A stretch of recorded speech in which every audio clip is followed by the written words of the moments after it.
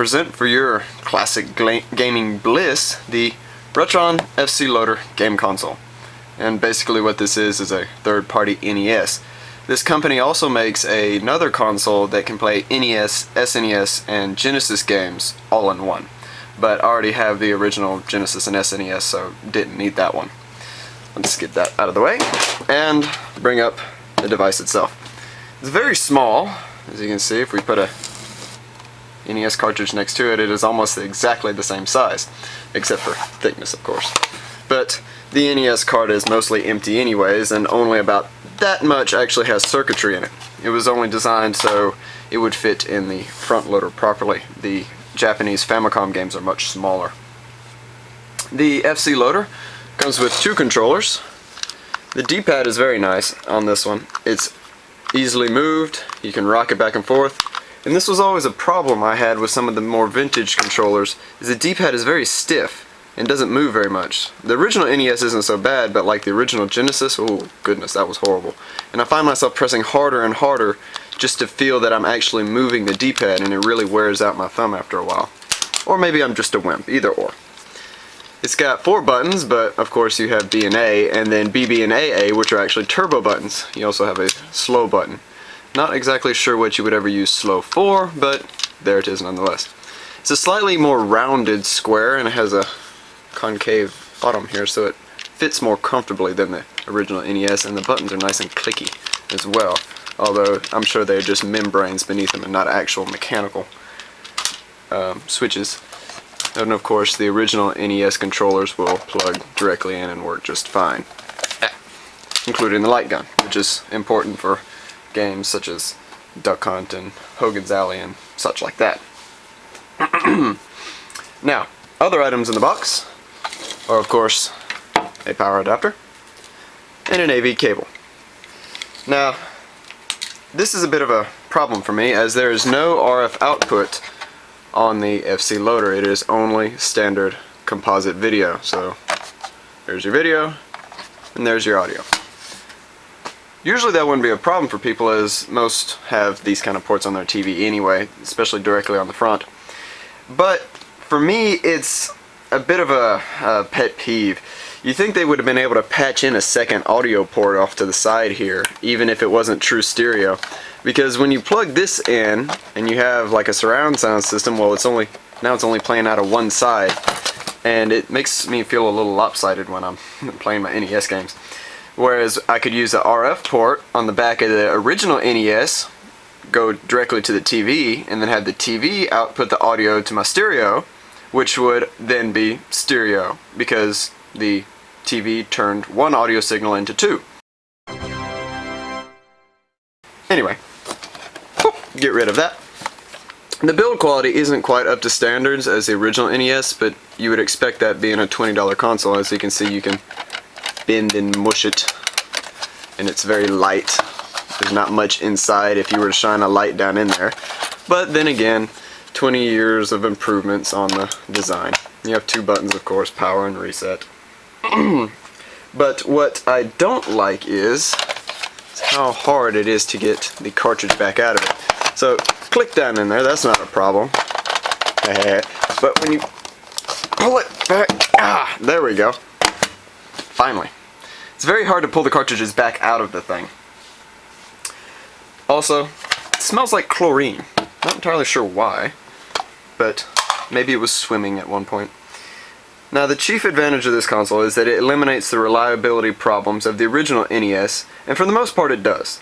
The carts can still attract corrosion on the pins here, but all you have to do is run an emery board across that and to solve that problem. Just give it a quick blow on its contacts to get all the dust out of there, and you should be ready to go. And place an Excite-Byte again. As time went along, programmers got better at programming the NES, and graphics improved. Super Mario, Marble Madness, and some of the most impressive graphics on the NES actually come from Metal Storm. Now, the background there scrolls separately from the foreground, which technically wasn't something the NES could do right out of the box. The programmers had to be a little tricky in getting that to work.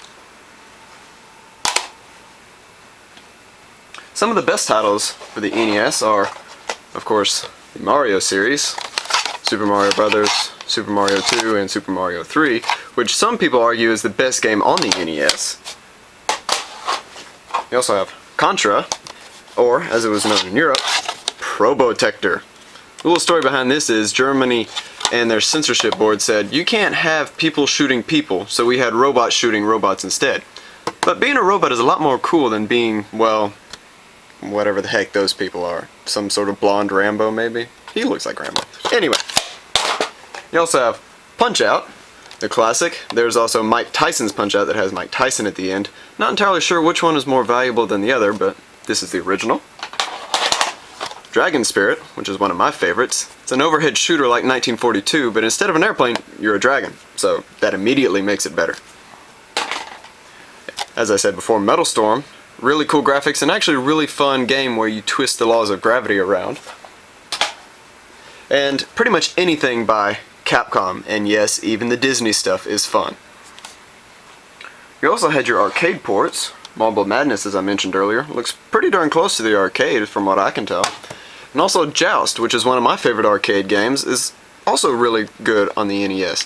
And you notice it's produced by HAL, which also went on to create Kirby and Super Smash Bros.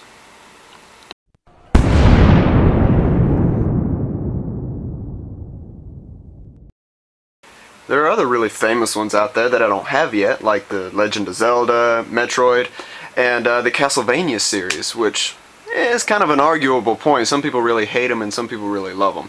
Me personally, I would love to play some of the originals. But then, there are also loads of really crap games for the NES. Some of the more infamous ones, like I mentioned earlier, Hide-Lide is really pretty crap. That's putting it mildly. And you also have Operation Wolf, which would have worked in the arcade fairly well, but since you're at home, and even though they gave you a light gun, this doesn't support the light gun. So instead you move a cursor around on the screen with the D-pad and attempt to shoot people. So that one really sucked too. But then you have a fair amount of other NES games that are not great, but not really bad enough to rip on either, like Top Gun. I know a lot of people rip on this game, but it really wasn't that bad. I mean, you could play it and it just wasn't all that good.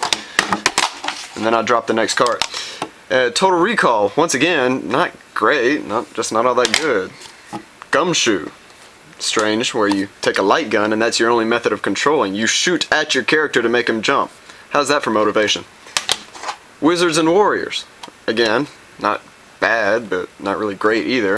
And then Ice Hockey, which I suppose is close enough to the real sport, but I didn't enjoy it all that much.